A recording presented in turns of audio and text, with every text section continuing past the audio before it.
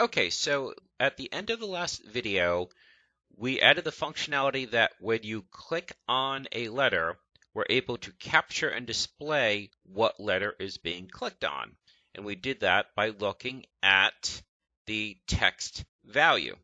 So that means you could actually change what letter is displayed here and the code would still work because what's being looked at is the text. So you can change this to whatever you want and we're simply capturing that field.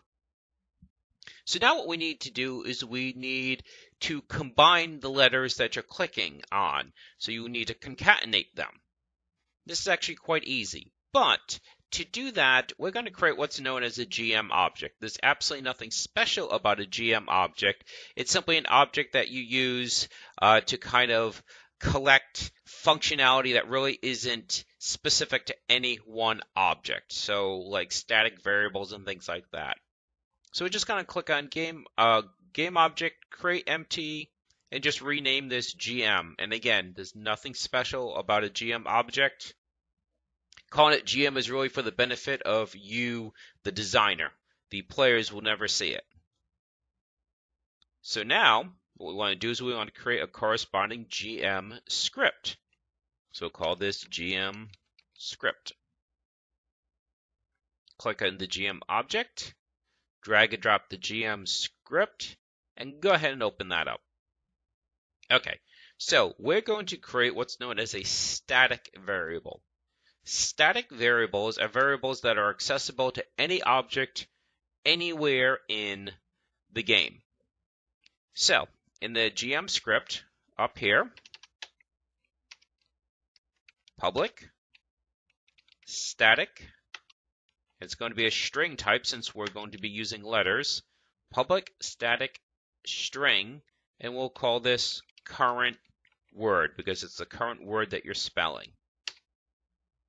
And we save that.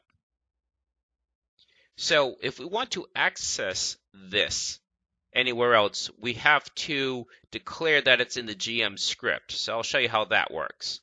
So over here in click control, we want to take this and rather than just display it, we want to combine them sequentially.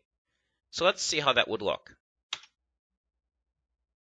So as I said, we have to declare the script that we're pointing at. So GM script dot current word plus equals. That means you're taking its current value and you're adding something to it. What are we adding to it? Well, we're going to add this. So as a quick review, what is this? Get component gets a component that is attached to the object the script is attached to. The script is attached to, see the click control script is attached to the individual letters, okay? So get the component, what component? The text mesh component. What attribute? The text attribute.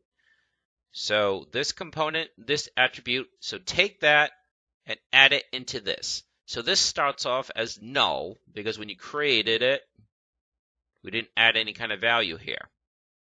So it starts off as null, and then it will add the first letter you click on. Then it'll add the second letter, then add the third letter. And like I said, this process is known as concatenation, where you're combining strings together. So you're not adding them in the sense of addition, as in mathematical addition, you're just stringing them together. Now, what we're going to do is let's get rid of this because we really don't need it anymore. But we're going to put something similar. So I suppose I could have just copied and pasted, I could just moved it as opposed to delete it. So debug.log. But this time, we're going to print this. Oops, sorry, need the whole thing.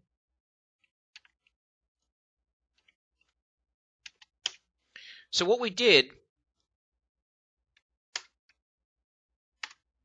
is we went from printing just this, and that is the text that you're clicking on, to we click on it, drop it into a variable, and then print that combined variable, that cumulative variable. So watch what's going to happen. It's going to spell it out down here. TW I. So rather than printing out the individuals, it's now printing out a cumulative value. So you're really close to having the basic functionality of this game in place already. Now, anyone who's familiar with this game, yes, there are other things like the line gets drawn. That's kind of, while certainly it's part of the game, it's more of a visual feedback to the player as opposed to that much functionality. So get the functionality right and then go back and add those kind of flourishes, those kind of bells and whistles. So we will get to that, but it's not central to the game. Central to the game is for the player to be able to click on the buttons and make a word. Okay, so we will get to the lines, just not yet. That's more of in the category of bells and whistles. All right, but we really don't want this being spelled out in the debug log. And again, this was just done for you, the designer, to test your functionality to make sure it's working. What we really want to do is have it spelled out on the screen because the player isn't going to see the debug log. Now in Word Cookie, it gets spelled out here in between this and these. So it's going to be a little bit small. So let's just take one of the letters we already created.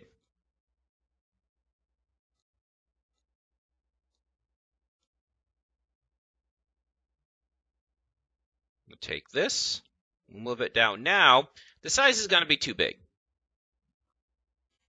So that 60 font, let's drop it down to like a 24, and let's just test it. So that's actually just about right. Maybe we could go up to 30.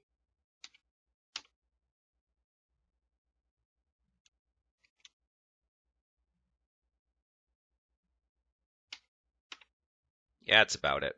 Now, there's other things you can do as well. Like, for instance, these boxes maybe don't have to be quite so big.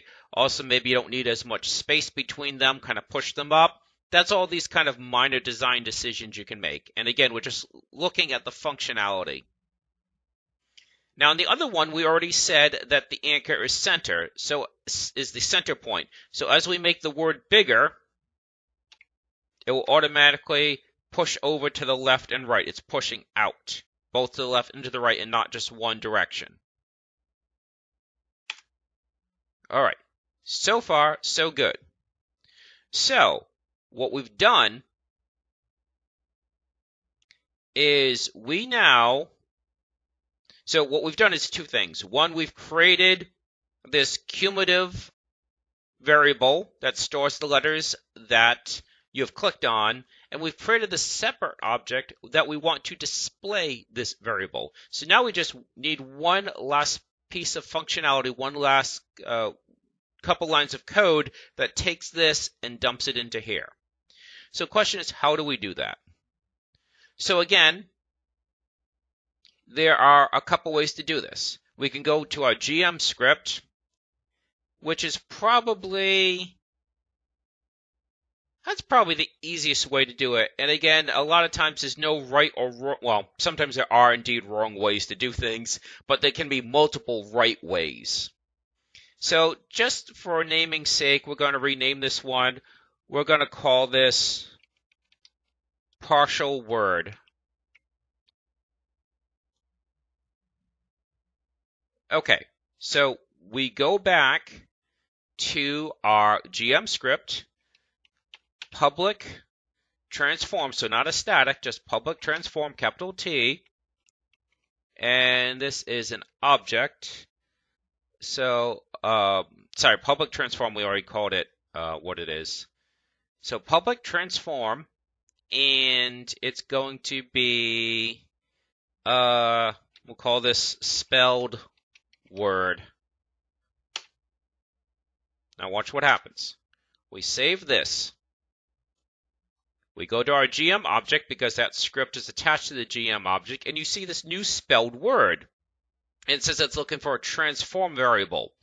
You take this and just drag and drop it onto it. By doing that, the GM object is now aware of this object. And that's an important concept, that every single one of these are independent. They're not really aware of each other. by creating a variable and then attaching one object to another, this object can now make changes to this object. And what's it going to be? Well, in the update section, we're just going to say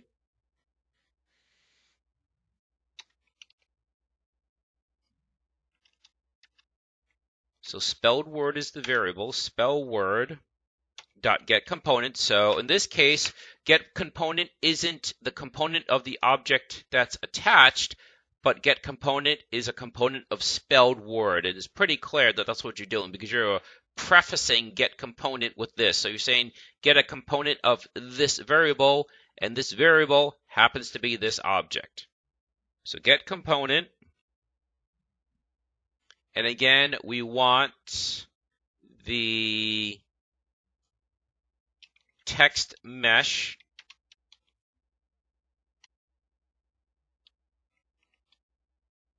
text field. And what are we going to set it to? We're going to set it to this variable. So you declare this variable here. Out here, you do the concatenation. And then here, you apply it back to this variable. Now, if you notice, this time I'm just writing current word. Sorry for jumping back and forth. When you're out here, I said, well, you have to write gm script.current word. Well, since you're making the change in gm script, then you don't have to type out gm script. You can just say the name of the variable because you're in the script in which it's declared. Now this should work.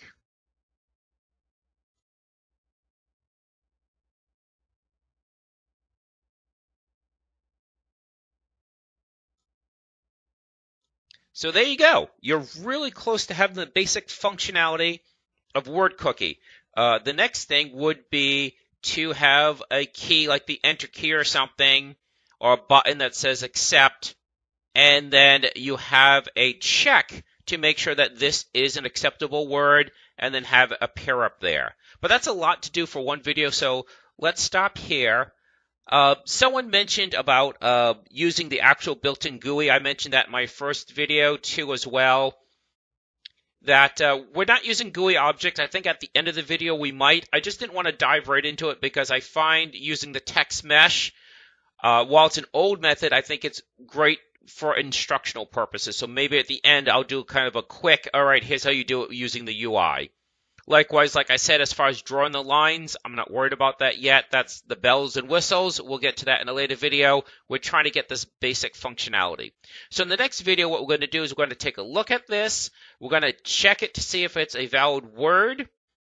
That is a valid word that can be made from here. And then have it display up here.